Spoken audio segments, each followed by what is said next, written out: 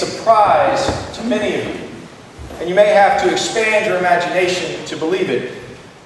But I am not from New England. I'm actually from the South. So when I arrived here some 27 years ago as a third former, I was 1,000 miles from home. Before that, I had never left home. I was 5'2", 105 pounds, and scared to death. This place was nothing like anything I had ever seen. Where I was from, teachers did not know your name. Snow rarely hit the ground. And hockey was only in movies. But the thing that shocked fear to my core were the senior class. They were huge that year.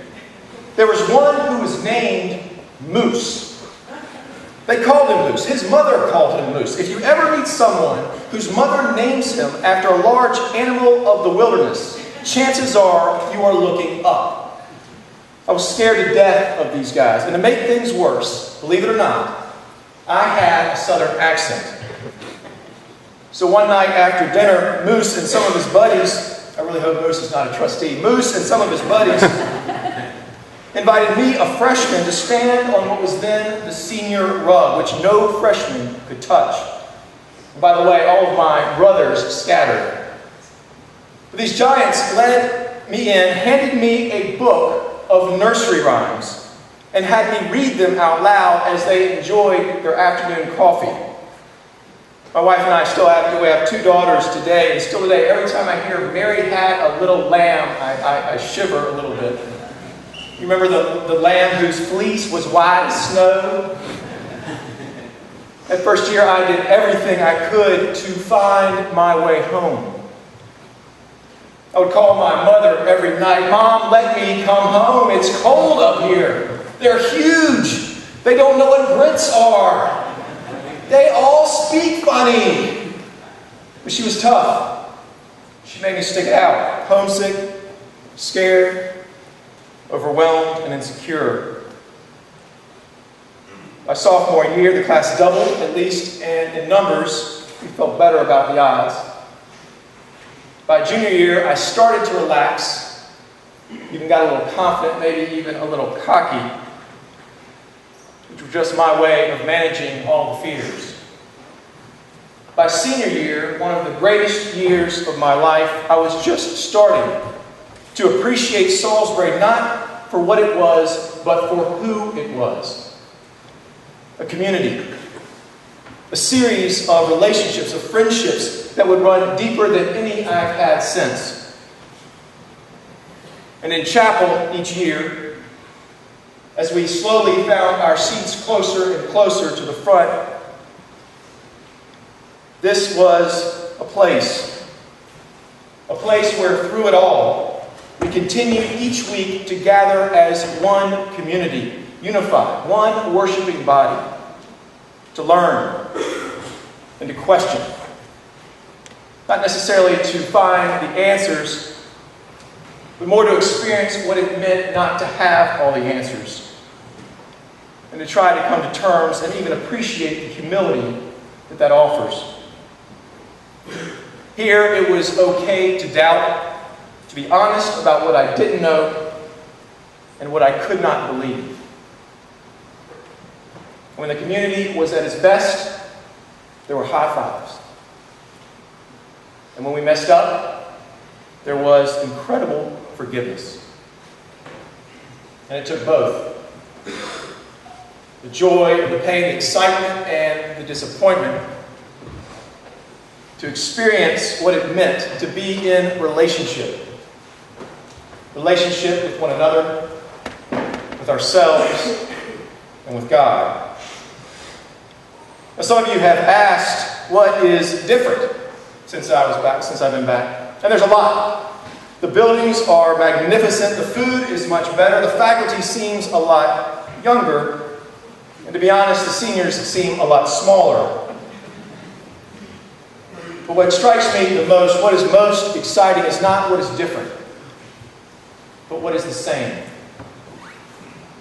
The friendships that seem to deepen much quicker when you have to live together for 5 days or for 4 years, and in that learn how to get along. Or somewhere along the way you realize that learning to get along was only the first step toward a deep brotherhood. For the virtues that we highlighted on Monday, those that remain the core of who we strive to be in this chapel. Not just this building, but what it stands for, the role it plays in this community. On Tuesday, we started the school year right here. And as we continue, as this school has for 112 years, we will come back here where it all began, in humility and respect, to stare into the mystery, to recognize something that is bigger than us all, to glean some understanding of our role in the world, and to come to terms with who we are and whose we are. And in that, to find hope. That's why to me this is sacred. This is holy ground. One of the things I love about this story with Moses and the burning bush is that Moses was simply going about his business in the everyday, far from his home, with his own daily responsibilities and duties, maybe pressures and demands. And he looks and he sees this strange light. And he has questions and he has curiosity, and I'm sure he has doubts. And he's drawn in. He says, I must turn aside and look at this strange light. So he takes time to leave his work. He turned aside to learn. And when he did, God called out to him, invited him closer, gave him a new beginning, a new future. When we gather each week, Tuesdays and Fridays, that is what we are doing.